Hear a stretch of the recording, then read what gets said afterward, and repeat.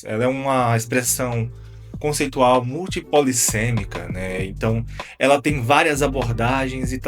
vários quesitos que podem ser notados.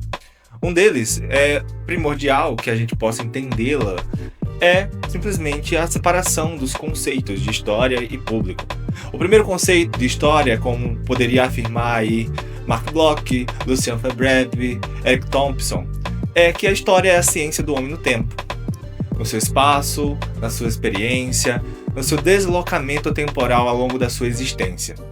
Por conta disso, nós podemos observar que a história é uma ciência, primeiro ponto. Ela é desenvolvida por cientistas, por pesquisadores que fazem isso acontecer. Outro sentido é, pelo fato de ser ciência, ela produz uma historiografia, que é a escrita dessa história. Então nós temos um preâmbulo aí que entra em contradição dentro do próprio sentido de história, onde a participação do público, que é uma palavra também multifacetada, né, com vários sentidos, entra em contradição com a palavra de ciência histórica, que é feita por um profissional específico. O público teria participação, acesso, democratização do conhecimento. Então, como se fazer história pública nesse meio termo, nessa abordagem significativa, onde as pessoas têm o direito de compartilhar sua própria história? Afinal, elas têm história, elas fazem as suas apropriações de história, como poderiam afirmar o historiador alemão Johann Huysing, né, quando fala que as pessoas buscam sentidos de história independente do profissional. Então, juntando essas duas preposições, né, juntando esses dois conceitos, história e público, nós temos a expressão história pública, que em seu surgimento não estava preocupado basicamente com o público em si, mas sim com a participação do historiador frente a novos públicos, frente a uma nova existência, frente a um ambiente profissional diverso. Então, o sentido de público que Robert Kelly, lá na década de 70, traz, é um sentido de uma participação, de um envolvimento em outros ambientes, fora aquele fechado do conhecimento acadêmico, do desenvolvimento acadêmico. Já em contradição, nós temos também uma influência muito grande da nova esquerda inglesa, lá na Inglaterra, que faz com que haja uma modificação e uma tentativa de entender a democratização do saber e a participação atrelados aí à história social, à história cultural, onde as pessoas participam dessas pesquisas, desenvolvem a diversidade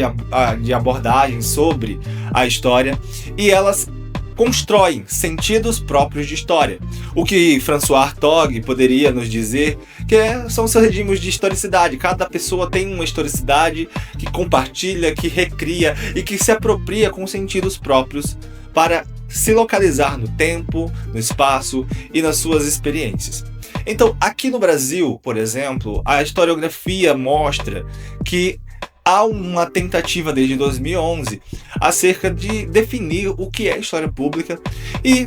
depois de tantas leituras e tantas verificações, a gente pode dizer aproximadamente que a história pública aqui, a brasileira, né, no modelo brasileiro, seria uma junção de várias perspectivas. Ela não tem um sotaque único, ela não tem uma abordagem única, mas ela se divide em um tripartite entre práticas sociais vinculadas a essa democratização, a uma negociação, um convívio de autoridades diferentes que podem ou não ter a participação do público, mas uma negociação dos saberes epistemológicos do que vai ou não para a pesquisa, de que forma vai para a pesquisa, entra nesse quesito. Nós temos a abordagem multifacetada da produção, comunicação e divulgação do conhecimento histórico, que é atrelado, nesse sentido, a um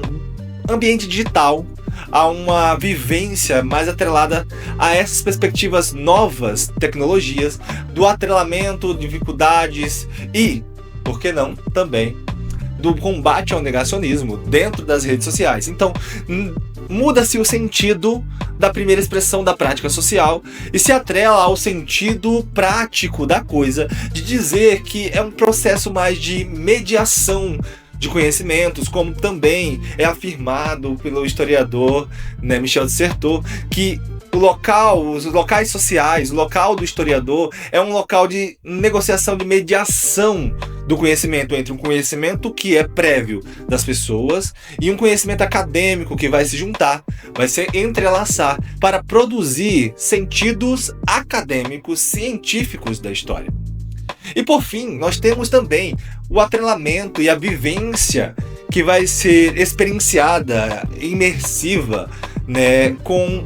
lugares de memória, com centros de rememorização, que é o caso dos museus, que é o caso dos cemitérios, que é o caso de diversidade de abordagens, de patrimônios históricos, onde as pessoas vão lá para ser